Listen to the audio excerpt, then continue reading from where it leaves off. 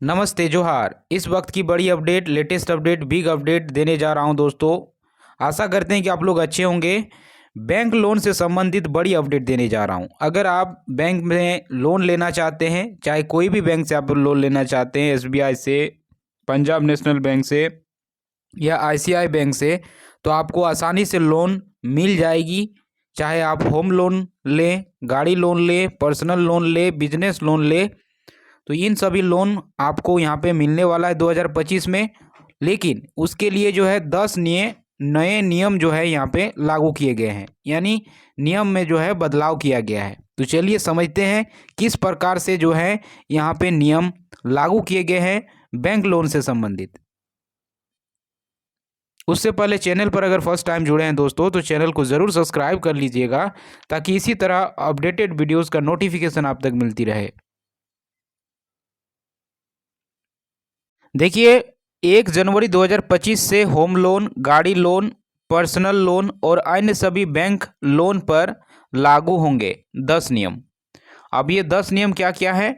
तो 2025 में बैंकों द्वारा दिए जाने वाले लोन से जुड़ी नियमों में कई महत्वपूर्ण बदलाव होने जा रहे हैं, और ये बदलाव खासकर होम लोन, गाड़ी loan, personal loan, business loan जैसे लोन उत्पादकों पर लागू होंगे। भारत सरकार और भारतीय रिजर्व बैंक की तरफ से इन बदलावों को लेकर नई गाइडलाइन जारी की गई है, जो 1 जनवरी 2025 में से लागू हो जाएगी।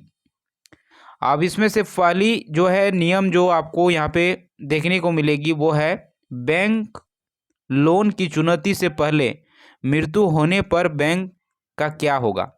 यानी लोन की चुकौती से पहले अगर जो है कस्टमर का मृत्यु हो जाता है आकस्मिक, तो फिर क्या होगा। तो देखिए, इस केस में बताया गया है कि अगर किसी लोन धारक की लोन चुकाने से पहले मृत्यु हो जाती है, तो अब उसके परिवार या उत्तराधिकारी को बैंक द्वारा वसूली का सामना नहीं करना पड़ेगा। आरबीआई ने यह सुनिश्चित किया है कि अब लोन के बकाया का भुगतान बीमा पॉलिसी के तहत किया जाएगा, जिसका मतलब यह है कि अब लोन लेने वाले व्यक्ति के निधन के बाद परिवार को लोन की पूरी राशि चुकाने के दबाव नहीं है। यानी एक बड़ी अपडेट है। यानी जो लोन धारक है, उनकी अगर आकस्मिक किसी प्रकार से मृत्यु हो जाती है, तो पहले क्या था, उनके परिवार वालों को लोन भरना पड़ता था, अब ये चीज़ नहीं करना पड़ेगा। ये फर्स्ट नियम है। दूसरा नियम आपका आया है इसमें कि छोटे लोन के लिए आरबीआई की सख्ती।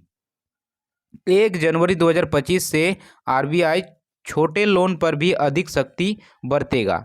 अब छोटे लोन के लिए उधारकर्ता की क्रेडिट हिस्ट्री और स्मॉल लोन की ईएमआई चुकाने की क्षमता की अच्छी तरह से जांच की जाएगी, जिससे लोन डिफ़ॉल्ट के मामले में कमी आएगी और उत्तराधिकारों को चुकाने में यह अधिक मदद मिलेगी। यानी आपका उधारकर्ताओं को लोन चुकाने में जो है इसमें अधिक यहाँ पे जो है मदद मिलने वाली है। इससे संबंधित अपडेट है। बिना किसी अतिरिक्त शुल्क के लोन बंद करने की सुविधा। त्योहारी सीजन के दौरान आरबीआई ने एक महत्वपूर्ण घोषणा की है कि अब लोन लेने वाले ग्राहकों को लोन चुकाने के दौरान अतिरिक्त शुल्क यानी जो चार्जेस हैं नहीं चुकाने होंगे, एक्स्ट्रा चार्जेस नहीं चुकाने होंगे। इसका मतलब यह है कि अगर आपने लोन का भुगतान जल्द किया, तो आपको किसी भी प्रकार की प्री पेमेंट या क्लोजिंग शुल्क नहीं देना होगा। इसके साथ साथ बिना दस्तावेज के लोन की स्वीकृति। जनवरी 2025 से कुछ बैंकों ने नॉन कोलेस्ट्रॉल लोन के लिए प्रक्रिया को अधिक सरल बनाने का निर्णय लिया है। ऐसे लोन लेने वाले लोगों को अब पहले की तुलना में कम दस्तावेजीकरण की आवश्यकता होगी। पर्सनल लोन और बिजनेस लोन के लिए अब पूरी प्रक्रिया अधिक ऑनलाइन होगी, जिससे ग्राहकों को समय और परेशानी दोनों बचेंगे। तो ये आपका चौथी जो है बदलाव है। पांचवी जो है ब्याज दरों की समीक्षा और नई रणनीतियाँ। अब सभी बैंकों को ब्याज दरों की समीक्षा करने के लिए आरबीआई द्वारा लागू किए गए नए दिशा निर्देश का पालन करना होगा। इसका मतलब यह है कि लोन की ब्याज दरें पहले से कहीं अधिक पारदर्शी और न्याय संगत होगी। ग्राहकों को अपनी सैलरी के आधार पर भी सस्ती ब्याज दरें मिल सकेगी, जिससे लोन की किस्तें किफ़ायती हो जाएंगी। छठी जो है यहाँ पे नियम लागू किया गया है कि लोन की वापसी पर अधिक नियंत्रण। अब बैंकों को लोन की स्वीकृति, अमाउंट और किस्तों की समय सीमा पर अधिक ध्यान देना होगा। 1 जनवरी से लागू होने वाले नए नियम के तहत बैंकों को यह सुनिश्चित करना होगा कि किसी भी उधारकर्ता को अधिक लोन नहीं दिया जाए जो उसकी वापसी क्षमता से बाहर हो। 7वें नियम है लोन चुकौती के दौरान दिवालिया होने का खतरा।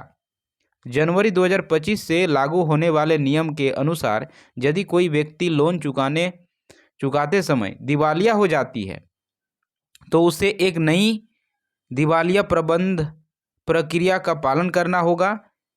इससे व्यक्तिगत दिवालियापन की स्थिति में भी बैंक लोन के पूर्ण भुगतान पर एक न्यायसंगत तरीका निर्धारित करेगा। इसके साथ साथ 8वीं नियम यहाँ पे ये निकल के आई है, लागू हुई है, डिजिटल लोन का प्रसार।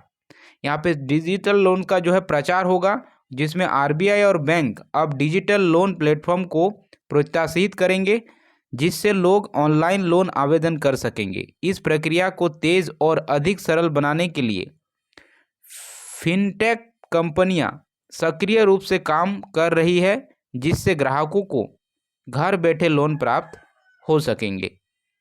अधिक लचीली ईएमआई विकल्प, ये 9वीं जो है नियम इसमें आया है और ये काफ़ी अहम है। अब होम लोन और गाड़ी लोन जैसे लोन के लिए बैंकों को अधिक लचीला ईएमआई विकल्प प्रदान करने होंगे। उधारकर्ता अपनी आर्थिक स्थिति और भविष्य की आय के अनुसार अपनी ईएमआई को कम या ज़्यादा कर सकते हैं। यह सुविधा विशेष रूप से पर्सनल लोन के लिए लागू होगी, जहां लोन अपनी लोन चुकौती को अपनी सुविधा के अनुसार कस्टमाइज कर सकेंगे। 10वीं है सरकारी लोन योजनाओं पर ज़्यादा ध्यान। सरकार ने अपनी विभिन्न लोन योजनाओं पर विशेष ध्यान देने की बात की है। 1 जनवरी 2025 से बैंकों को यह सुनिश्चित करना होगा कि सरकारी लोन योजनाओं का समय पर वितरण हो और इन योजनाओं के तहत मिलने वाली सब्सिडी का सही तरीके से उपयोग हो सके। तो ये 10वीं बदलाव यहाँ पे होनी है। अब बात करें तो जनवरी 2025 से लागू होने वाले नए नियम का उद्देश्य भारतीय बैंकिंग प्रणाली को और अधिक पारदर्शी, ग्राहकों के अनुकूल बनाना है। ये बदलाव लोन चुकाने की प्रक्रिया को सरल और सुलभ बनाते हैं, जिससे उधारकर्ताओं को अपनी वित्तीय प्रबंधन में आसानी होगी। तो इसीलिए जो है ये बदलाव लाए